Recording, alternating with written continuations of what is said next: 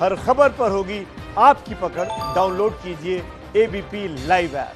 तो देखिए, प्रोफेसर विदुला हमारे साथ जुड़ी हुई हैं, जो कि चौधरी ब्रह्म प्रकाश आयुर्वेदिक चरक संस्थान की निदेशक है, हमारे साथ जुड़ी हुई हैं। मैम, ये जो म्यूजिक थेरेपी है बहुत सुर्खियां बटोर रही हैं, लेकिन देखिए इस बीच एक सबसे बड़ा सवाल उठता है कि लोग तरह तरह की जो मेडिसिन है उन पर विश्वास कर रहे हैं। कोई एलोपैथी पे बहुत विश्वास करता है, कोई होम्योपैथी पे, लेकिन अभी इस वक्त आयुर्वेदिक पर बहुत ज्यादा चर्चा चल रही है, क्योंकि कहा जा रहा है कि इसमें प्रिवेंशन जो है वो बहुत कारगर साबित हो रहा है। तो वो लोग जो अब तक इससे प्रभावित नहीं हुए हैं कोरोना से, उनके लिए क्या कुछ प्रिवेंशन है आयुर्वेद के जरिए, वो हमें बताइए। जी नमस्ते। चौधरी ब्रह्म प्रकाश आयुर्वेद चरक संस्थान ये दिल्ली सरकार के अंतर्गत एक बहुत बड़ा आयुर्वेद का अस्पताल है, जहाँ पे टोटल 270 मरीजों के रखने की सुविधा है। फिलहाल हमने दिल्ली सरकार के आदेश के अनुसार इसको कोविड हेल्थ सेंटर में बदला हुआ है और 111 मरीजों की यहाँ पे भर्ती हो सकती है। आपने जो सवाल पूछा उसका पहला जवाब मैं देना चाहूँगी कि आयुर्वेद में प्रिवेंशन फॉर कोरोना का भी बल है और आयुर्वेद में ट्रीटमेंट फॉर कोरोना का भी एक पोटेंशियल हमें मिलता नज़र आ रहा है। और उसके चलते हमने हमारे संस्थान में अभी जो 78 मरीज दाखिल हुए हैं, उनको एक स्पेसिफिक ट्रीटमेंट का हमने एक प्रोटोकॉल यहाँ पे डेवलप किया है। वो प्रोटोकॉल ये है कि उसमें हम नागरादि काढ़ा नाम का एक काढ़ा डिकॉक्शन पेशेंट को दे रहे हैं, जो फ्रेश यहाँ पे बनता है। 3 बार बनता है और 3 बार फ्रेश पेशेंट को यहाँ पे सर्व किया जाता है। 50 ml इतनी मात्रा में हम हर पेशेंट को ये दे रहे हैं। अब इस नागर आदि काढ़ा में क्या है? नागर मीन्स शुंठी जो सौंठ जो हम घर में सब लोग इस्तेमाल करते हैं, वो इसमें एक प्रमुख कंटेंट है। ये आम पाचक है। आम पाचक का मतलब जो भी टॉक्सिक हमारे अंदर बचा हुआ है या डाइजेस्ट नहीं हुआ है, उसको सबको डाइजेस्ट करके शुद्ध बनाना और अपनी पाचन संस्था को बेहतर बनाना। उसमें दूसरा कंटेंट है हरितकी। हरितकी है जो आंतों को साफ करती है, अपना जो पुराना मल जो अंदर बचा हुआ अशुद्धि जो भी है उसको निकाल के बाहर करती है, जिससे कि आपका अग्नि बढ़ता है और आपके खाने की या इच्छा या आपकी पाचन शक्ति में बेहतरी आ जाती है। सबसे बड़ा इसमें जो इंग्रेडिएंट है वो ये गिलोय है। मैं बताना चाहूँगी, आयुर्वेद हमारे चरक संस्थान के साथ हमारा 49 एकड़ का स्पेशल हर्बल गार्डन है, जो सिर्फ इंडिया में हमारे पास इतनी बड़ी जगह है और जिसमें हमने मेडिसिनल प्लांट्स उगाए हैं। तो ये हमारे गार्डन में अपना बना हुआ गिलोय है।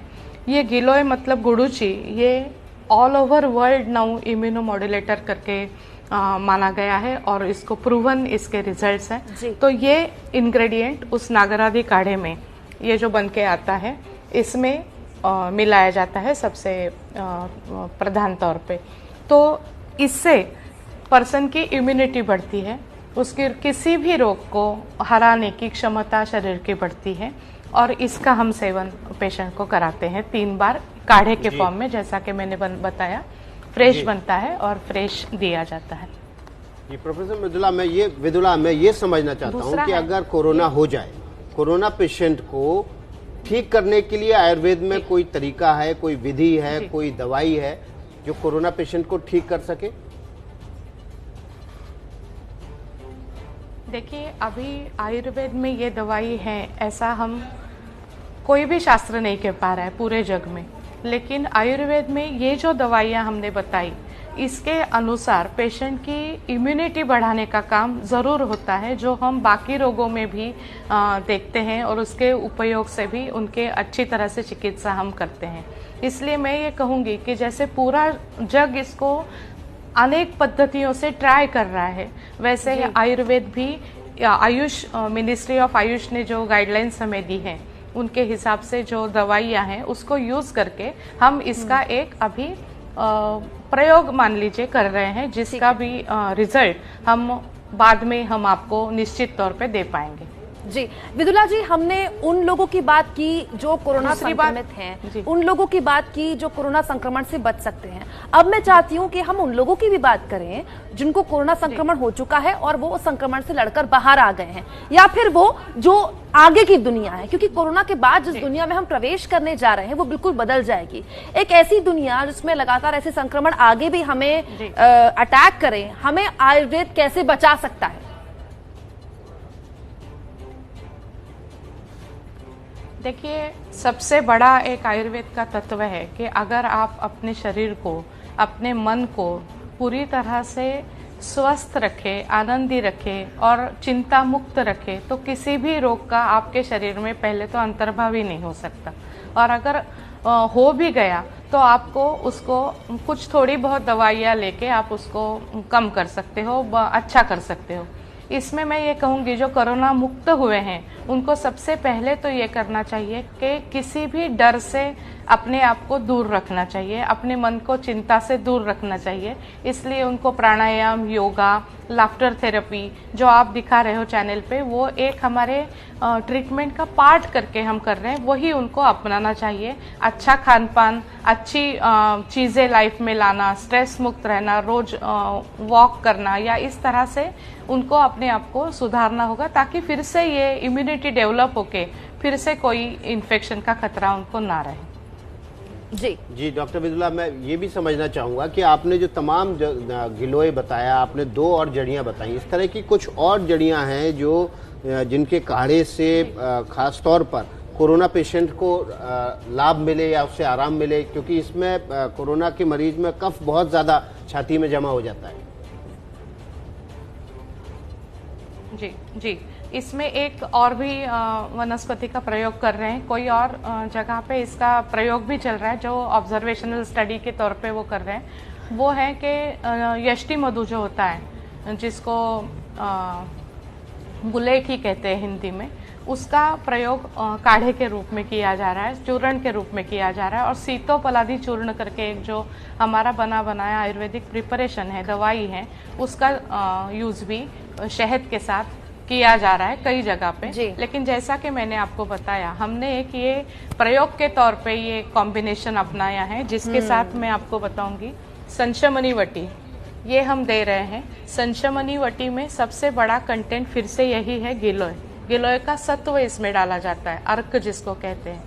तो उस तरह से ये गोलियां हम 2-2 गोलियां 3 बार पेशेंट को दे रहे हैं।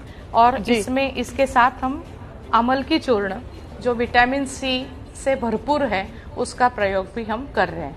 अभी आपने कफ की बात करी, तो उसके लिए सबसे अच्छा एक तरीका है, वो है जो अभी आयुष मंत्रालय ने भी कहा है अपने गाइडलाइंस में, वो है गोल्डन मिल्क। वो हरिद्रा मतलब हल्दी और गर्म दूध का इस्तेमाल। प्रोफेसर विदुला, माफी चाहूंगी कि मैं आपको इंटरप्ट कर रही हूँ, सुबह और बट शाम। ये एक सवाल है जो अभी सबके मन में उभर रहा है, वो ये कि गर्मियों का सीजन आ रहा है, तो हमारे यहाँ फ्रिज से पानी पीने की सबको आदत होती है, ठंडा पानी पी ले, ठंडा पानी पी ले। आयुष मंत्रालय इस वक्त सजेस्ट कर रहा है कि गुनगुना पानी आप पीजिए, क्योंकि इस वक्त आपको सर्दी, जुकाम, खांसी, इन तमाम चीजों से बचना है। आप क्या सजेस्ट करेंगे उन लोगों को जिनको आदत है फ्रिज का पानी पीने की, ठंडा पानी पीने की? क्या वो सेहत के लिए अच्छा है या नहीं है? देखिए, फ्रीज में रखा हुआ पानी कभी भी सेहत के लिए अच्छा नहीं माना गया है, ना ही वो होता है। उससे सिर्फ जो एक लाक्षणिक लाभ है, जो तत्कालीन लाभ है, वो हमें मिलता है कि अच्छा लगता है। मैं ये कहूँगी कि अगर आप गर्म करके पानी पीना बिल्कुल पसंद नहीं करते, तो जो सादा पानी है, जो नॉर्मल वाटर है, वो तो एटलीस्ट पिया करें। वो अभी इसी काल के नहीं, ये मेरा हमेशा के लिए ही कहना रहेगा कि फ्रीज का पानी हमें अवॉइड ही करना चाहिए, क्योंकि वो सेहत के लिए किसी तरह से भी अच्छा नहीं है। जी विदुला जी, एक सवाल मेरा, हमारा स्याह सच ये है कि हम उन शहरों में, जी आप जोड़िएगा, इस सवाल में ही जोड़ दीजिएगा अपनी बात। हाँ, एक स्याह सच ये है कि हम उन शहरों में रह रहे हैं जो दुनिया के सबसे प्रदूषित शहर हैं, दिल्ली, मुंबई, बैंगलोर। हमारे फेफड़े वैसे ही बहुत गंदे हैं ऐसे शहरों में सांस लेते हुए। ऐसे में जब कोरोना अटैक करेगा तो फेफड़ों से लेकर सांस की नली, वहां तो पहले ही बहुत गंदगी है आबो हवा की वजह से। तो हम ऐसा क्या करें कि आगे भी हम इस तरह के वायरस से बचे रहें और जो ये पूरा सिस्टम है, खासतौर पर फेफड़ों का, सांस की नली का, ये साफ रहे।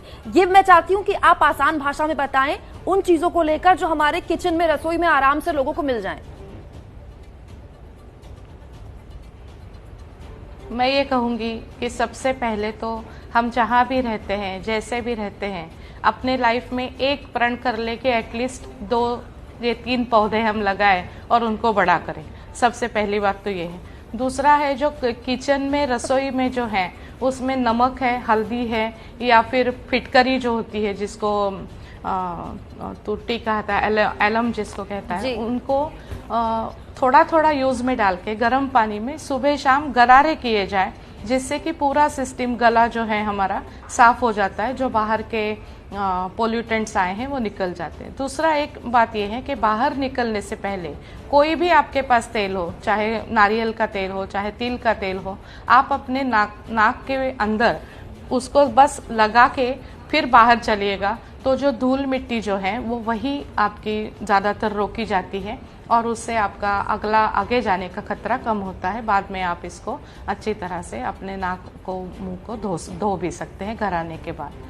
रात को हम सिंपल जो घी होता है घर में, देसी घी, उसकी 2-2 बूंदे सोते समय हम अपने दोनों नासापटल में अगर डाल दें तो वो, जिसको नस्य कहता है आयुर्वेद, वो चिकित्सा सबसे बड़ी चिकित्सा है कि जिसमें पूरा ही हमारा गर्दन के ऊपर का एरिया एक तरह से समझ लीजिए नरिश होता है, और उसमें जो भी सारा गंदगी है, मेल है, जो भी ये नहीं चाहे ऐसे पदार्थ है, वो हमारे डायरेक्ट सिस्टम तक पहुंचने से बचते हैं। तो ये चीज़ें हम कर सकते हैं। बहुत बहुत शुक्रिया प्रोफेसर आपका हमारे साथ जुड़ने के लिए और ये तमाम टिप्स देने के लिए। हमें पूरी उम्मीद है कि नमस्ते भारत के एबीपी न्यूज के तमाम दर्शकों को बहुत फायदा मिलेगा इन तमाम टिप्स से। इन्हें आप अपनी रोजमर्रा की जिंदगी में शामिल कीजिए, आपको जरूर मदद देंगे।